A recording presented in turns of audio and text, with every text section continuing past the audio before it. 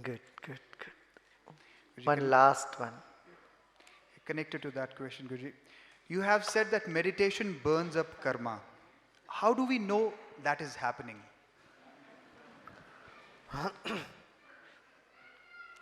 It just happens.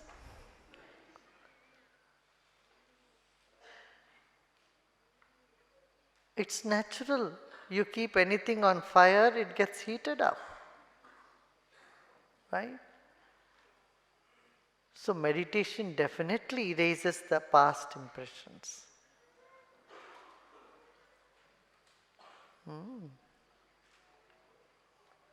Good, good, good.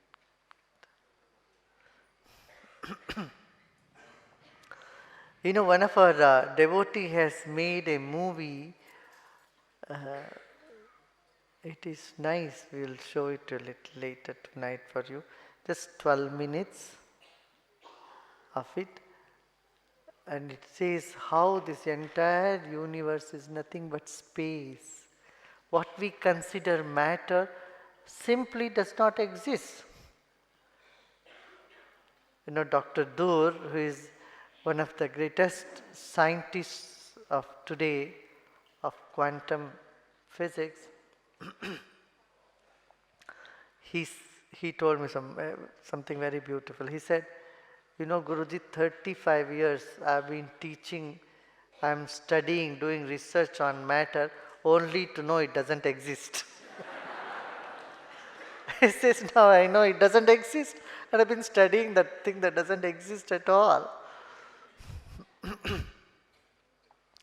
So what we consider uh, the subatomic particle, the quarks and all these, they are simply wave functions, are simply vibrations. So the entire universe is nothing but just vibrations. Just vibrations and vibrations and vibrations. And that's what the Vedas have said, declared thousands of years ago. They said the universe is nothing but an impulse of knowledge and vibrations. And everything is made up of that sound vibration, they said. Knowledge vibration. That's what is called mantra. Mantra is that vibration which contains information, which contains knowledge. With today's information technology, it's astounding to know how you just click a button and send an information, type something. That information goes in the space and it gets transmitted all across the globe. Not only just the globe, even beyond our solar system. So much far beyond our solar system, all the information is by capsule sent, can be sent out to anywhere in the world. And this is exactly what the Vedic rishis have been saying, and they believed for so many years, that they said in every particle, in every little atom or in every vibration, you have the entire universe encapsulated in it.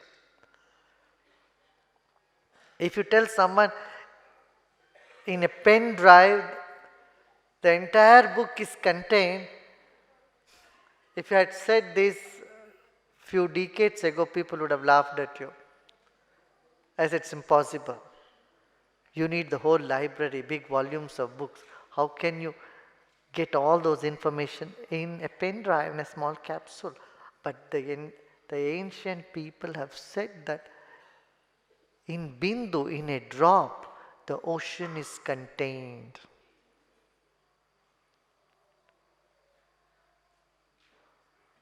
Said in one ray, the entire cosmos is contained.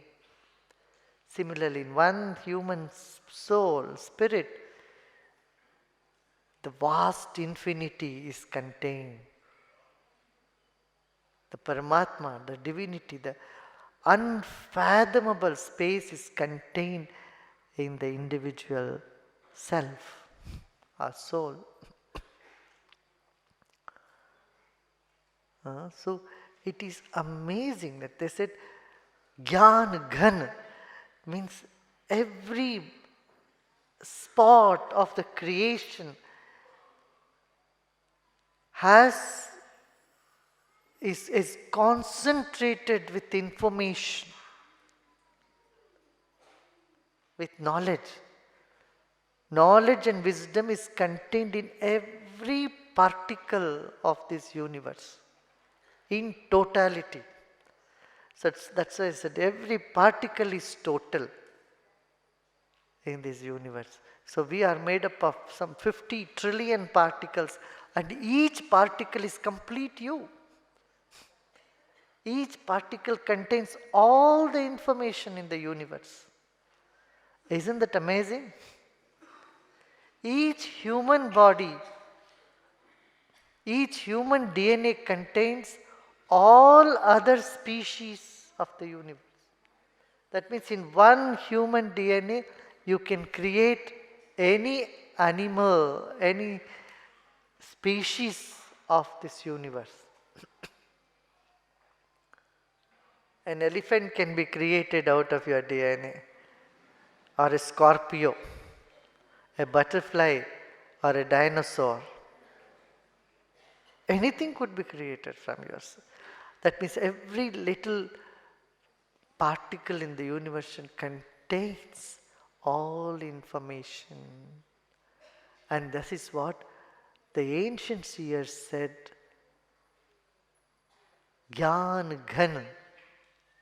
Ghan means concentrated, solidified knowledge in every little particle of creation. And that's what our consciousness is. Ananda Ghan, it's concentrated bliss, and it is consolidated knowledge. And that is what our consciousness is. It's so amazing, isn't it?